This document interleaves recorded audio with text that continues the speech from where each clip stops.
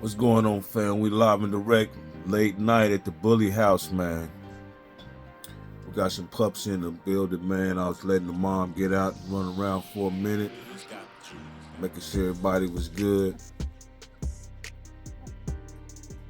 But you see the title, let's get into it, man. First off, if you ain't a member, hit that like button, hit that follow button, hit the subscribe button. Well, first off, man, when I was all my life, I've seen a lot of pups being born, and they by a lot of dog men. I've never seen a whelping room.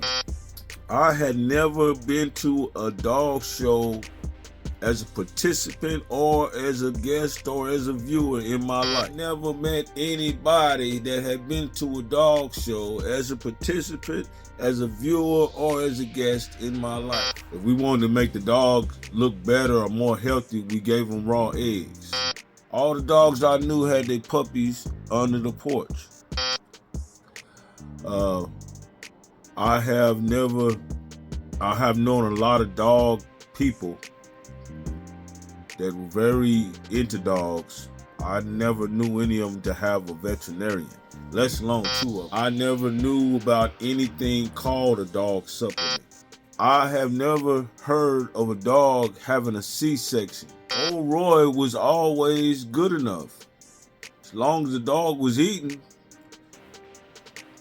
there was no difference for me what dog food to buy. If you bred two pit bulls together, I was expecting two pit bulls. If I put two Rottweilers together, I was expecting two Rottweilers. I had no idea about the structure or the genetics or anything of it. I thought, put these two together. If a dog had puppies, I would be thinking 12 is good. Structure had nothing to do with how I bred. I wanted the color. Color was the whole point of everything I bred. I could go on and on, man. But anyway, y'all get the point. I had to forget everything that I knew about dogs in order to be a good dog breeder. Not to be a better, just to be a good dog breeder.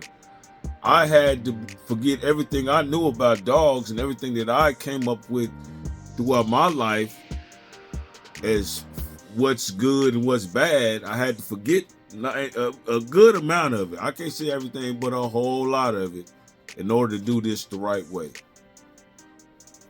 And then you get something like that. Look at that. That's a chocolate bully, man. You can see chocolate against my sweater. You can see chocolate. You need to scroll down to the store right now and get you some sweaters and hats and everything. We got everything in the Hardcore Bully store, man. Scroll down right under this. You can check it out. But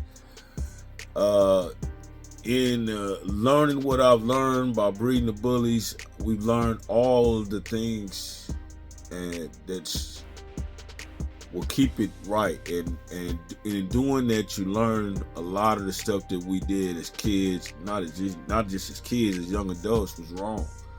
A lot of things that everybody that we grew up around did is wrong. So that's why it's important to check out shows like myself. You know, you don't have to listen to everything that I'm saying. There's going to be some good stuff in everything I do, though. So it would behoove you to listen to the whole video. But there's other people too. And just gather as much information as you can and then go do it, you know. And you'll have your own experience to talk about too. Don't be afraid to mess up. When I do something, I try to hurry up and mess up so I can learn. What I'm meaning by it is, there's a lot of bad habits, bad things, bad teachings that we were taught for maybe in the right purposes. Oh, and I never seen a dog kennel actually in my life. Let me say that too. I forgot about that. I never seen dog kennels. I never seen a dog in more than 2 dogs inside of a house. You know, definitely not 10. But anyway, we had to forget most of the stuff in order to learn the whole process of breeding dogs, because that is not what we were doing in the neighborhood. You get the Putin, I got to watch him. He's a little baby, I had to watch him. He get the Putin.